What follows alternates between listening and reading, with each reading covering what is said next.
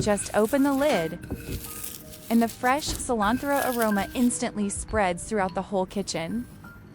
It's such a pleasant, natural kind of fragrance. Not many people know this is actually made from fresh cilantro.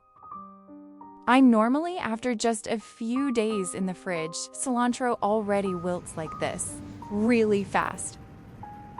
But if you do it the right way, you can keep this aroma for a long time.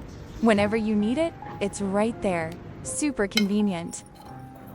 Start with a fresh bunch of cilantro. Remove any yellow or damaged leaves. They'll make the powder look and smell better. I usually separate each sprig one by one, kind of like tending a little herb garden right in my kitchen.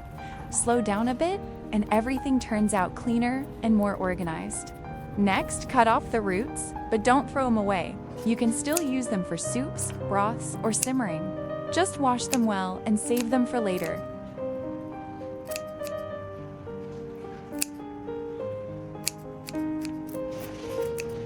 Now onto the stems. The thicker, tougher ones are better removed, because once dried, they're harder to grind into a fine powder. For the smaller, tender stems, keep them. They still carry that signature cilantro aroma. Those thicker stems from earlier are actually great for cooking. They add a deeper, richer aroma to soups and broths. Once you pick through the cilantro, it's time to wash it. Just put everything into a bowl of clean water.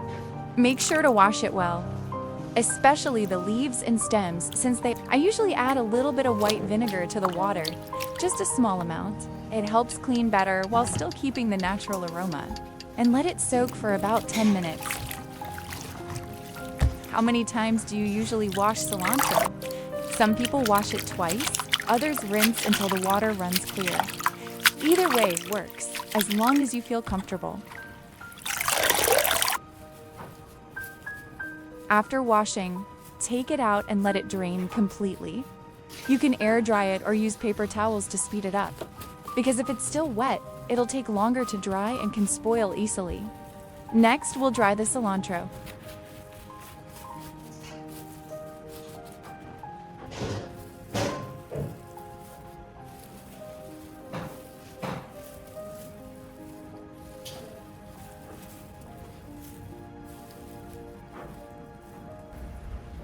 Method 1.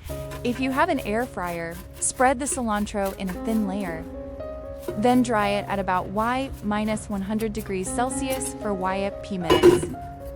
While drying, open it occasionally and stir gently, so it dries evenly and doesn't burn. So after just a few minutes in the air fryer, the cilantro is nice and dry and smells so much better already. At this point, the leaves should feel slightly crispy. That's perfect. With just an air fryer, drying cilantro becomes really simple. Letting it cool first helps keep the powder drier and makes it last longer. Method 2. If you don't have an air fryer, you can dry it in a pan over very low heat. Keep stirring continuously, so it dries slowly without burning. When the leaves are dry and crispy and crumble easily, that means they're ready. And then transfer it to a plate and let it cool down. Drying with an air fryer helps the cilantro dry more evenly, keeps the color nicer, and preserves the natural aroma better. Plus, you don't have to keep stirring it all the time. Pan toasting gives a stronger aroma and dries the cilantro faster, but you'll need to stir it constantly to keep it from burning or drying unevenly. Once the cilantro is fully dried, you don't even need a grinder, just use your hands. Take a small amount at a time and gently crush the leaves. Since they're dry, they'll break apart very easily and turn into powder quickly.